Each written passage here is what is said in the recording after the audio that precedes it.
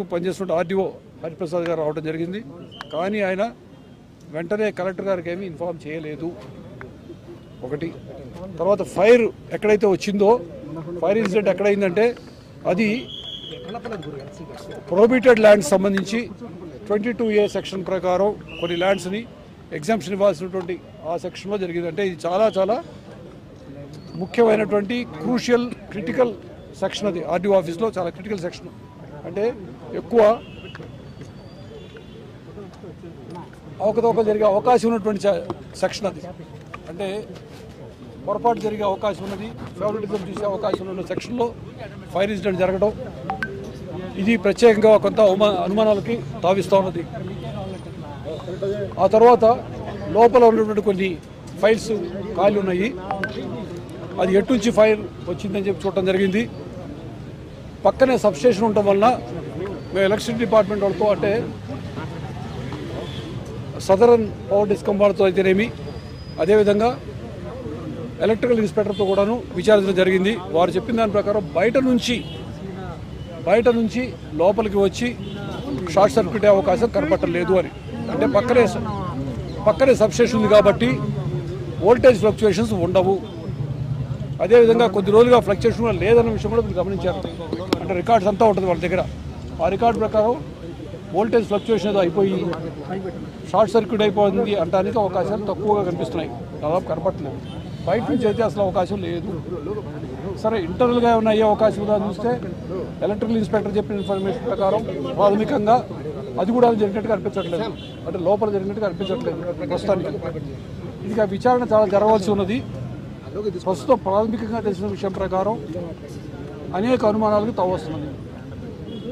ఇకపోతే ఆర్డీఓ గారికి రాత్రి తెలిసినప్పటికీ ఇమ్మీడియట్గా కలెక్టర్ గారికి చెప్పకపోవటం, తర్వాత రాత్రి 2 గంటలకు ఇన్స్పెక్టర్ సీన్కి వచ్చి చూసి వాళ్ళ డిఎస్పీకి కానీ ఎస్పీకి కానీ చెప్పకపోవటం ఇవి కూడా అనుమానాలు తావిస్తూ ఉంది. నిన్న ఆదివారం నాడు ఎవరి పర్మిషన్తో వాళ్ళు రాత్రి 10:30 వరకు కొద్దిమంది పనిచేశారు ఇక్కడ. అది కూడా ఎందుకు పనిచేశారు, ఆ సెక్షన్లో ఫైల్స్ ఎందుకు డీల్ చేశారు అనే విషయం కూడా విచారించవలసి ఉంది. ఎందుకంటే 22A సెక్షన్ ప్రకారం ప్రొహిబిటెడ్ లిస్టులోంచి కొంత ల్యాండ్ని బయటికి తీసేయడానికి జరుగుతున్నటువంటి ప్రయత్నంలాగా అనిపిస్తున్నది. ఇవన్నీ కాకుండా 2-3 ప్రత్యేకంగా మాకు అనుమానాలు వస్తున్న విషయం ఏంటంటే ఆర్డీఓ ఆఫీస్లో ఒక కిటికీ ఒక విండో బయట అగ్గిపుల్లలు కనిపిస్తున్నాయి. మ్యాచ్ స్టిక్స్ ఫ్రెష్గా ఉన్నాయి. అవి అది ఎప్పుడో 1 నెల క్రితం 2 నెలల క్రితం పడిపోయేది కాదు, ఫ్రెష్గా ఉన్నటువంటి మ్యాచ్ స్టిక్స్ కనిపిస్తున్నాయి.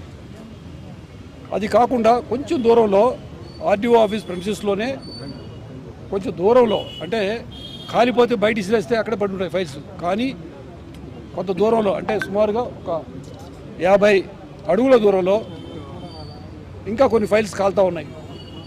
వాటిలో ఒక ఫైల్ నేను చూశాను. దాంట్లో క్లియర్గా పిటిషనర్ చెప్పిన దాని ప్రకారం ఈ పర్టికులర్ ల్యాండ్ని 22A ప్రొహిబిటెడ్ లిస్ట్ నుంచి బయటికి తీయడానికి అనుమతి వలసగా కోరుతున్నాము అన్న ఫైల్ కాలుతుంది. సో ఇవన్నీ చూస్తూ ఉంటే అక్కడ అగ్గిపుల్లలు కనిపించడం అయితేనేమి, ఆ తర్వాత కొంచెం దూరంగా కొన్ని ఫైల్స్ ఇంకా కాలుతూ ఉండటం అయితేనేమి ఇవన్నీ చూశాక ప్రత్యేకంగా మాకు కొన్ని అనుమానాలకి అనిపిస్తూ ఉన్నది. అట్లానే మా ఎలక్ట్రికల్ డిపార్ట్మెంట్ వాళ్ళతో పాటు ఫారెన్సిక్ లెబొరేటరీ వాళ్ళు కూడా వచ్చారు.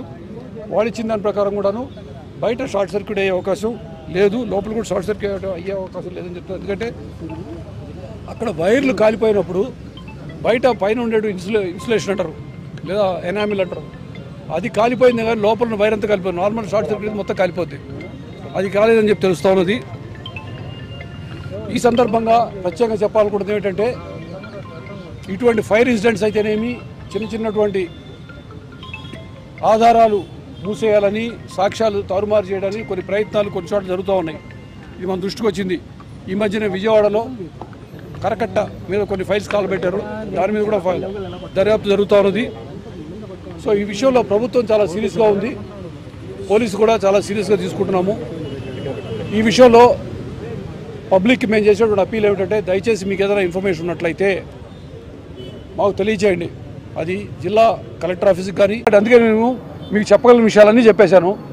ప్రాథమిక విచారణలో చెప్పగలిగిన విషయాలు మాత్రం చెప్పాను. కొన్ని చెప్పకూడని విషయాలు తీస్తే బయటకు వస్తుంది. ఎందుకంటే ఇవన్నీ తీస్తే చూస్తూ ఉంటే ఆ సెక్షన్లో ఎందుకు జరిగింది? నేను చాలా క్లియర్గా చెప్తున్నా. ఫైల్ ఎక్కడైనా కాలిపోతున్న ఫైల్ బయటికి చేసినప్పుడు కిటికీలో వచ్చి దగ్గరలో పడుతుంది. 50 అడుగుల దూరంలో వేరే హీప్ ఆఫ్ ఫైల్స్ ఉన్నాయి, అవి కాలుతా ఉన్నాయి. అది నేను వచ్చేటప్పటికి నిప్పు పెద్ద లేదు, కానీ మా ఎఫ్ఎస్ఎల్ టీం వచ్చేటప్పటికి, ఫారెన్సిక్ సైన్స్ లెబొరేటరీ వాళ్ళ టీం వచ్చేటప్పటికి ఇంకా కాలుతూనే ఉంది. సో ఎందుకు ఇలా జరుగుతుంది? అంత దూరం తీసుకెళ్ళి పడాల్సిన అవసరం లేదు. పడేస్తే దారి అంతా పడేయాలి కదా, కొన్ని ఎక్కడ పడాలి కదా, అలా కూడా దూరంగా తీసుకెళ్ళి పెట్టారు. ఇంకా కొన్ని ఉన్నాయి, బీర్ బాటిల్ అయ్యింది, అది పెద్ద విషయంగా చూస్తాం. అవన్నీ ఎవరు చేసి ఉంటారంటే మొత్తం తీస్తాం బయటకు. పెట్రోల్ పోసి తగలబెట్టానే కదా ఇంత మంటలు రావడానికి కారణం. ఖచ్చితంగా చూసుకుంటామండి, ఖచ్చితంగా. అందుకే పేర్లు కూడా చెప్పా కదా, మా ఇన్స్పెక్టర్ ఎస్పీకి చెప్పలేదు, డిఎస్పీ చెప్పలేదు, ఆర్టీఓ గారు కలెక్టర్కి చెప్పలేదు. ఇవన్నీ చూస్తూ ఉంటే కొంచెం అనుమానం ఉంది, అలసత్వం కనిపిస్తోంది. అదేవిధంగా ఇంకోటి ఏంటంటే, ఇలాంటి ఏం చేసినా పర్లేదు వాళ్ళే అనేటువంటి భావం ఎవరికైనా అధికారులకు ఉన్నట్టయితే మొత్తం తీస్తే బయటకు వస్తుంది కదా. అంటే మనం టక్కని ఇవాళ మనం కుట్ర అని చెప్పలేము, లేదా యాక్సిడెంట్ అని చెప్పి, యాక్సిడెంట్ కాదు అనిపిస్తుంది, ఎక్కువ ఆధారాలు కనిపిస్తున్నాయి. ఇప్పుడున్న ఆధారాలు యాక్సిడెంట్గా అనిపించట్లేదు. అది బయటకు వస్తాయి, అన్ని బయటకు వస్తాయి ఇంకా. ఎందుకంటే ఫారెన్సిక్ సైన్స్ టీము వచ్చింది, ఫారెన్సిక్ టీము వచ్చింది, ఎలక్ట్రికల్ డిపార్ట్మెంట్ వాళ్ళు ఉన్నారు. అది మొత్తం మన జనరల్ ఇన్వెస్టిగేషన్ అంతా చేసాక అన్ని బయటకు వస్తాయి. రెవెన్యూ డివిజన్ ఏర్పాటు అంటే పలమనేరు కావచ్చు, కుప్పం కావచ్చు, ఇవన్నీ అప్పుడు ఏర్పాటుకు ముందు ఆ ఫైల్ అన్నీ ఇక్కడ ఉన్నాయి.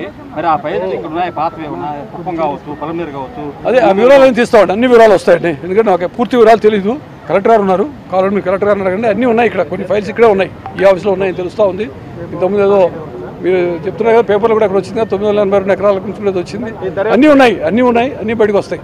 అందుకే చెప్తుంది ఏమిటంటే, రాగానే సీన్కి వచ్చేసి ఫలానా అని చెప్పడం కరెక్ట్ కూడా కాదు. Let us take some time. అందుకే మీరు రాగానే మీతో మాట్లాడుకుని ముందు పోయి సీన్ అంతా చూసి అన్ని వివరాలు ఆలోచించుకొని మాకు కొంతవరకు నిర్ధారణకు వచ్చా చెప్తున్నాము. నిర్ధారణకు రాని విషయాలు లేదా మీకు ఇవాళే చెప్పకూడని విషయాలు ఇప్పుడు చెప్పాం. ఎప్పుడు అవసరమైతే రేపు గారు ఎల్లుండి గారు విషయాలు చెప్తాం. ఇవాళ ఏంటంటే ఇవన్నీ మీకు ఆల్మోస్ట్ రికార్డులో వచ్చేసే విషయాలు. మీకు ఇవాళ అయితే రేపైతే తెలుస్తాయి చెప్పాను తప్పించి కొన్ని విషయాలు ఇవాళ చెప్పలేము, చెప్పకూడదు. Okay, thank you. పొంగనూరు 982 ఎకరాలకు సంబంధించి రికార్డ్స్ ఏమన్నా ఇక్కడ? అదే అన్నీ తీస్తా కదా బయటికి, ఇప్పుడే వచ్చాక తెలిసింది కదా. ఓకే, అన్ని బయటకు అవసరాన్ని బట్టి ఇస్తామండి, అవసరాన్ని బట్టి ఇస్తాం.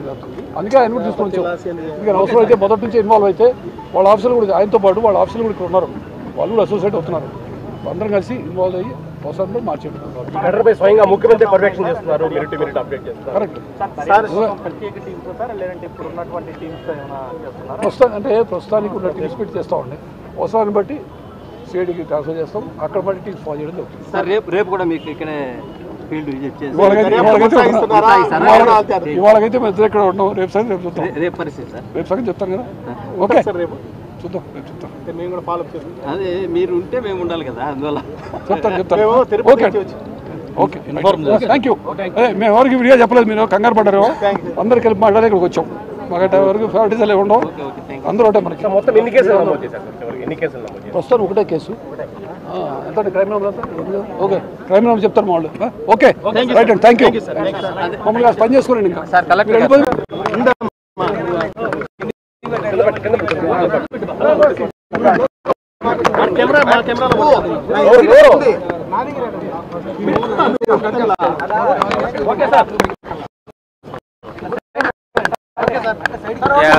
అందరికీ నమస్కారం. డీజీపీ సార్ అన్ని విషయాలు మీకు షేర్ చేసి ఉన్నారు, ప్రాథమిక సమాచారం అంతా కూడా. నిన్న రాత్రి 11:30 ఆ సమయంలో అగ్ని ప్రమాదం జరిగింది. ఆ అగ్ని ప్రమాదం అనేది అది ఏ విధంగా జరిగిందనేది దాదాపు ఇప్పుడు డీజీపీ సార్, ఇక్కడ ఎస్పీ గారి ఆధ్వర్యంలో మొత్తం కూడా ఒక 10 టీంలు వేసి విచారణ చేస్తున్నారు. సో ఆ సమాచారం మొత్తం కూడా ఎప్పటికప్పుడు మీకు షేర్ చేస్తాం. ఏమైనా క్వశ్చన్స్ ఉంటే మీరు అడగండి.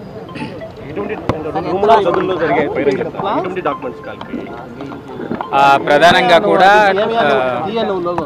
25 సబ్జెక్టులకు సంబంధించిన ఫైల్స్, రన్నింగ్ ఫైల్స్ అందులో దగ్ధమైపోయాయి.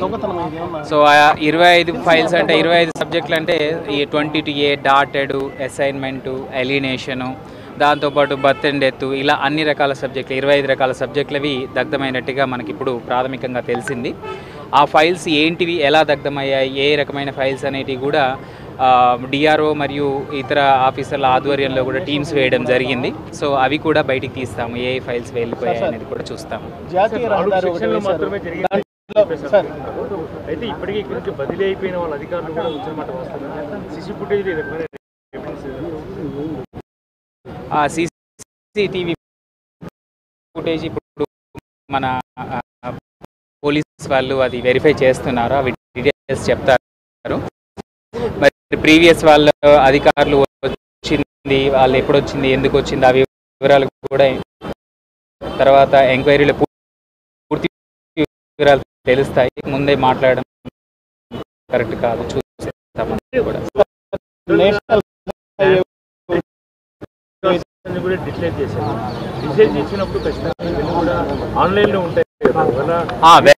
వెబ్లాండ్లో ఎటువంటి ప్రాబ్లం లేదు. వెబ్లాండ్ అనేది ఆన్లైన్ అయిపోయింది.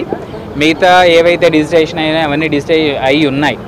ఏవైతే రన్నింగ్ ఫైల్స్ ఉన్నాయో అవి మాత్రమే కాలిపోవడం జరిగింది. సో ఆ రన్నింగ్ ఫైల్స్ ఏంటివి, ఎటువంటి ఫైల్స్ అనేది మనం చూడాల్సి ఉంది. సార్ అంటే ఇప్పుడు నోట్ ఫైల్స్ అన్ని మొత్తం కాలిపోయింటాయి కదా సార్. మనకు ఒకవేళ ఏదైనా పూర్తిగా టాప్ లెవెల్లో యాక్సెప్ట్ చేసేది కలెక్టర్ లెవెల్లో అప్రూవల్ అయినవి మాత్రమే ఆన్లైన్లో ఉంటాయి. రిమైనింగ్ అన్ని రన్నింగ్ ఫైల్స్ అన్ని నోట్ ఫైల్స్ ఉంటాయి కదా. నోట్ ఫైల్స్ మొత్తం కాలిపోయి ఉంటాయి. వాటిని ఎలా మీరు రికవర్ చేయగలుగుతారు, ఎలా సాధ్యమవుతుంది? సాధారణంగా ప్రతి ఫైల్ కూడా తహసీల్దార్ ఆఫీస్ నుంచే జనరేట్ అవుతుంది. సో ఆ తహసీల్దార్ ఆఫీస్ నుంచి వచ్చిన ఫైల్స్ మనకు ఆడియో తర్వాత కలెక్టర్ గారికి వెళ్ళడం జరుగుతుంది కదా.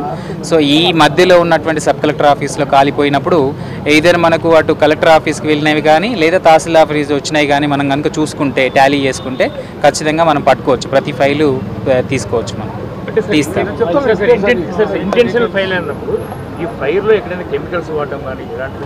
అవి నేను ఇప్పుడు చెప్పలేను. అది ఇప్పుడు